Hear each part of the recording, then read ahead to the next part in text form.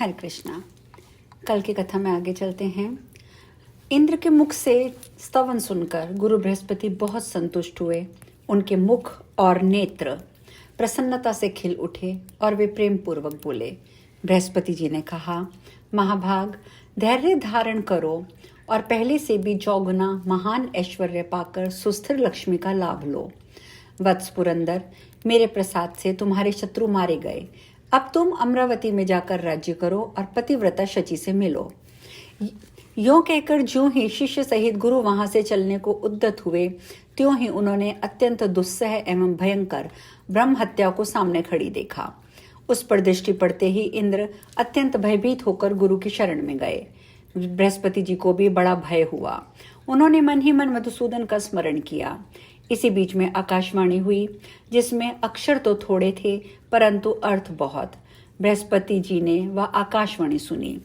उसमें था, संसार विजयक नामक जो राधिका कवच है वह समस्त अशुभों का नाश करने वाला है। इस समय उसी का उपदेश देकर तुम अपने शिष्य की रक्षा करो। तब शिष्य वत्सल बृहस्पति ने शिष्य को उस कवच का उपदेश दिया और अनायास ही हुंकार मात्र से ब्रह्म हत्या को भस्म कर डाला। तदंतर शिष्य को साथ लेकर बृहस्पति जी अमरावतीपुरी गए। इंद्र ने गुरु की आज्ञा से उस पुरी की दशा देखी। शत्रु ने उस नगरी को तोड़ फोड़ डाला था। पति का आगमन सुनकर शची के मन में बड़ा ही हर्ष हुआ। उसने भक्ति भाव से गुरुदेव को प्रणाम करके प्राणवल्लभ के चरणों में भी मस्तक झुकाया। प्रिय, इंद्र का शुभागमन सुनकर सब देवता ऋषि मुनि भी वहां आए। सबका हृदय, सबका चित्त हर्ष से गदगद हो गया था। इंद्र ने अमरावती का निर्माण करने के लिए एक श्रेष्ठ देवशिल्पी को नियुक्त किया। देवशिल्पी ने पूरे 100 वर्षों तक अमरावती की रचना की। नाना विचित्र रत्नों से संपन्न तथा श्रेष्ठ मणिरत्नों द्वारा निर्मित उस मनोहरपुरी की कहीं कोई उपमा नहीं थी। फिर भी उससे देवराज इंद्र संतुष्ट नहीं हुए। विश्वकर्मा को आज्ञा नहीं मिली, इसलिए वे घर तो जा नहीं सके, परंतु उनका चित्त अत्यंत उद्विग्न हो उठा। वे ब्रह्मा जी की शरण में गए। ब्रह्मा जी ने उनके अभिप्राय को जानकर कहा, कल तुम्हारे प्रतिरोधक कर्म का क्षय हो जाने पर तुम्हें छुटकारा मिलेगा। ब्रह्मा जी की बात सुनकर विश्वकर्मा शीघ्र ही अमरावती तट लौट आए और ब्रह्मा जी वैकुंठ धाम में गए। वहां उन्होंने अपने माता पिता श्रीहरि को प्रणाम करके उनसे सारी बातें कही। तब श्रीहरि ने ब्रह्मा जी को धैर्य देकर अपने घर को लौटाया और स्वयं ब्राह्मण का रूप धारण करके वे अमरावतीपुरी में गए। ब्राह्मण की अवस्था बहुत छोटी थी, शरीर भी अधिक नाटा था। उन्होंने दंड और छत्र धारण कर रखे थे। शरीर पर श्वेत वस्त्र और ललाट में उज्जवल तिलक से वे बड़े मनोहर जान पड़ते थे। मुस्कुराते समय उनकी श्वेत दंतावली चमक उठती थी। अवस्था में छोटे होने पर भी वे ज्ञान और बुद्धि में बड़े चढ़े थे। विद्वान तो थे ही, स्वयं विधाता ने भी विधाता के भी विधाता और संपूर्ण संपत्तियों के दाता थे। इंद्र के द्वार पर खड़े हो वे द्वारपाल से बोले, द्वार रक्षक, तुम इंद्र से जाकर कहो कि द्वार पर एक ब्राह्मण खड़े हैं जो आपसे शीघ्र मिलने आए हैं। द्वारपाल ने उनकी बात सुनकर इंद्र को सूचना दी और इंद्र शीघ्र ही आकर उन ब्राह्मण कुमार से मिले। हंसते हुए बालक और बालिकाओं के समूह उन्हें घेर कर खड़े थे। वे बड़े उत्साह से मुस्कुरा रहे थे और उनका स्वरूप अत्यंत तेजस्वी जान पड़ता था। इंद्र ने उन शिशु रूपधारी हरि को भक्तिभाव से प्रणाम किया और भक्त वत्सल श्री हरि ने प्रेम पूर्वक उन्हें आशीर्वाद दिया। इंद्र ने मधुपर्क आदि देकर उनकी पूजा की। ब्राह्मण बालक से पूछा, कहिए किस लिए आपका शुभागमन हुआ है। इंद्र का वचन सुनकर ब्राह्मण बालक ने, जो बृहस्पति के गुरु के भी गुरु थे, मेघ के समान गंभीर वाणी में कहा। ब्राह्मण बोले, देवेंद्र, मैंने सुना है कि तुम बड़े विचित्र और अद्भुत नगर का निर्माण करा रहे हो। अतः इस नगर को देखने और इसके विषय में मनोवांछित बातें पूछने के लिए मैं यहाँ आया हूँ। कितने वर्षों तक इसका निर्माण कराते रहने के लिए तुमने संकल्प किया है, अथवा विश्वकर्मा कितने वर्षों में इसका कार्य निर्माण कर देंगे। ऐसा निर्माण तो किसी भी इंद्र ने नहीं किया, अगर किया है तो ये मुझे बताइए। इंद्र का ये प्रश्न सुनकर ब्राह्मण कुमार हंसे और अमृत के समान मधुर और श्रवण सुखद वचन बोले। ब्राह्मण ने कहा, तात, मैं तुम्हारे पिता प्रजापति कश्यप को जानता हूँ। उनके पिता तपोनिधि मरीचि मुनि से भी मैं परिचित हूँ। मरीचि के पिता देवेश्वर ब्रह्मा जी को भी मैं, जो भगवान विष्णु के नाभि कमल से उत्पन्न हुए थे, मैं जानता हूँ। और उनके रक्षक सत्व गुणशाली महाविष्णु का भी परिचय रखता हूँ। मुझे उस एकार्ण प्रलय का भी ज्ञान है जो संपूर्ण प्राणियों से शून्य एवं भयानक दिखाई देता है। इंद्र, निश्चय ही सृष्टि कई प्रकार की है, कल्प भी अनेक हैं तथा ब्रह्मांड भी कितने ही प्रकार के हैं।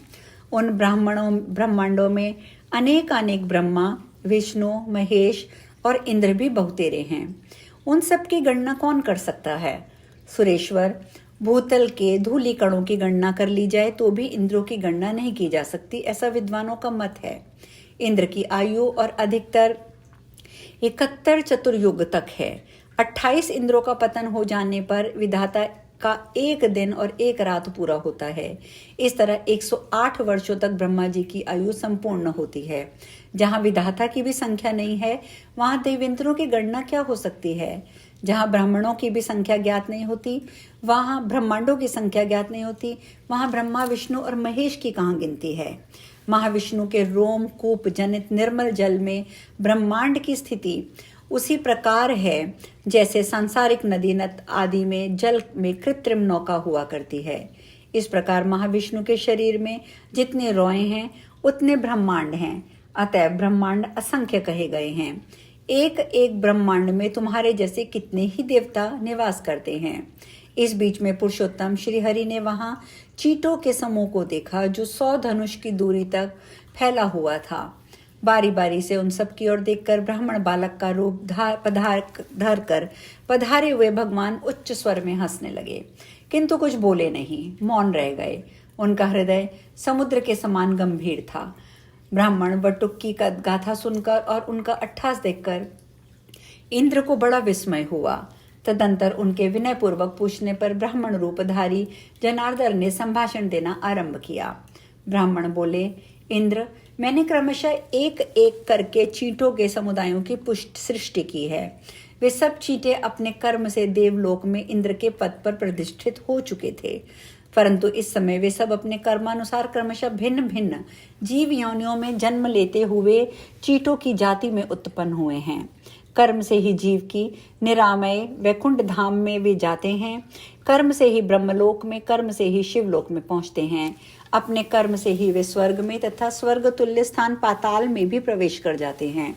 कर्म से ही अपने लिए दुख के एकमात्र कारण घोर नरक में गिरते हैं। कर्म सूत्र से ही विधाता जीवधारियों को फल देते हैं। कर्म स्वभाव साध्य है और स्वभाव अभास्य जन। देवेंद्र, चराचर प्राणियों सहित समस्त संसार स्वप्न के समान मिथ्या है। यहाँ कालयोग में सबकी मौत सदा सिर पर सवार रहती है। जीवधारियों के शुभ और अशुभ सब कुछ पानी के बुलबुले के समान है। इंद्र विद्वान पुरुष इससे सदा विचरता रहता है, परंतु आसक्त नहीं होता। यूं कहकर ब्राह्मण देवता वहां मुस्कुराते हुए बैठे रहे। उनकी बातें सुनकर देवेश्वर इंद्र को बड़ा विस्मय हुआ। वे अपने आप को अब अधिक महत्व नहीं दे रहे थे। इसी बीच एक मुनीश्वर वहां शीघ्रता पूर्वक आए, जो ज्ञान और अवस्था दोनों में बड़े थे। उनका शरीर अत्यंत वृद्ध था। वे महान योगी जान पड़ते थे। वे कटी में कृष्ण मृग चर्म, मस्तक पर जटा, ललाट में उज्ज्वल तिलक, वक्षस्थल में रोम छिद्र और सिर पर चटाई धारण किए हुए थे। उनका सारा रोम मंडल विद्यमान था, केवल बीच में कुछ रोम उखाड़े गए थे। वे मुनि, ब्राह्मण बालक तथा इंद्र के बीच में आकर ठूठे काठ की भांति खड़े हो गए। महेंद्र ने ब्राह्मण को देखकर सहर्ष प्रणाम किया और मधुपर्क देखकर भक्तिभाव से उनकी पूजा की। इसके बाद उन्होंने ब्राह्मण से कुशल मंगल पूछा और सादर तथा सानंद आतिथ्य करके उन्हें संतुष्ट किया। तत्पश्चात ब्राह्मण बालक ने उनके साथ बातचीत की और विनय पूर्वक अपना सारा मनोभाव प्रकट किया। बालक ने कहा, विप्रप्रवर, आप कहाँ से आए हैं? आपका क्या नाम है? यहाँ आने का क्या उद्देश्य है? आपके मस्तक पर चटाई किस लिए है? आपके वक्षस्थल में रोम चक्र कैसा है? और ये इतना बड़ा हुआ है कि बीच बीच में कुछ रोम जैसे उखाड़ लिए गए हैं। ब्राह्मण, यदि आपकी कृपा मुझ पर हो तो विस्तार पूर्वक बताइए। इन सब अद्भुत बातों को सुनने के लिए मेरे मन में बहुत उत्कंठा है। ब्राह्मण बालक की ये बात सुनकर वे महामुनि इंद्र के सामने प्रसन्नता पूर्वक अपना वृतांत बताने लगे। अब इस वृतांत चलिए हम चर्चा आज ही कर लेते हैं। मुनि बोले, ब्राह्मण, आयु बहुत थोड़ी होने के कारण मैंने कहीं भी रहने के लिए घर नहीं बनाया है, विवाह भी नहीं किया है, जीविका का साधन भी नहीं जुटाया है। आजकल भिक्षा से जीवन निर्वाह करता हूँ। मेरा नाम लोमश है। आप जैसे ब्राह्मण का दर्शन भी यहाँ मेरे आगमन का प्रयोजन है। मेरे सर पर जो चटाई है वह वर्षा और धूप का निवारण करने के लिए है। मेरे वक्षस्थल में जो रोम चक्र है उसका भी कारण सुनिए। जो सांसारिक जीवों को भय देने वाला और उत्तम विवेक को उत्पन्न करने वाला है, मेरे वक्षस्थल का ये रोम मंडल ही मेरी आयु की संख्या का प्रमाण है। ब्राह्मण, जब एक इंद्र का पतन हो जाता है तब मेरे इस रोम चक्र का एक रोम उखाड़ दिया जाता है। इसी कारण से बीच में बहुत से रोम उखाड़ दिए गए हैं, तथापि अभी बहुत से विद्यमान हैं। ब्रह्मा का दूसरा परार्ध पूर्ण होने पर मेरी मृत्यु बताई गई है। विप्रप्रवर, असंख्य विधाता मर चुके हैं और मरेंगे। फिर इस छोटी सी आयु के लिए स्त्री, पुत्र और घर की क्या आवश्यकता? ब्रह्मा जी का पतन हो जाने पर भगवान श्री हरि की एक पलक गिरती है, अतः मैं निरंतर उन्हीं के चरणाविंदों का दर्शन करता रहता हूँ। श्री हरि का दास्य भाव दुर्लभ है। भक्ति का गौरव मुक्ति से भी बढ़कर है, अतः मैं भक्ति के बिना सालोक्य आदि 4 प्रकार की मुक्तियों में भी ग्रहण नहीं करना चाहता हूँ। ऐसे कहकर वे मुनि भगवान शंकर के समीप चले गए और बालक रूपधारी श्री हरि भी वहीं अंतर्ध्यान हो गए। इंद्र स्वप्न की भांति ये घटना देखकर बड़े विस्मित हुए। अब उन परमेश्वर के मन से संपत्ति के लिए तृष्णा नहीं रह गई।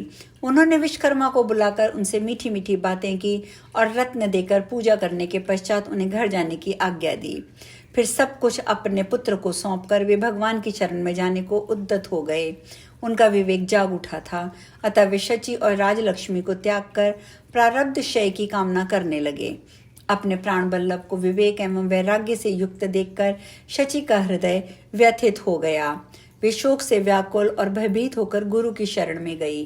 वहां सब कुछ निवेदन करके बृहस्पति जी को बुलाकर इंद्र को नीति सार के तत्व का उन्होंने उपदेश कराया। गुरु बृहस्पति ने दाम्पत्य प्रेम से युक्त शास्त्र विशेष की रचना करके स्वयं प्रेम पूर्वक उन्हें पढ़ाया। बृहस्पति जी ने उस शास्त्र विशेष का भाव इंद्र को भली भांति समझा दिया। वृंदावन विनोदिनी तब इंद्र पूर्वत राज्य करने लगे। सुरेश्वरी, इस प्रकार मैंने इंद्र के अभिमान भंग का सारा प्रसंग कह सुनाया। पितानंद के यज्ञ में जो इंद्र के दर्प का दलन हुआ था उसे तो तुमने अपनी आंखों से देखा ही है। आज हम कथा में यहीं विश्राम लेंगे। शेष कल। हरे कृष्णा।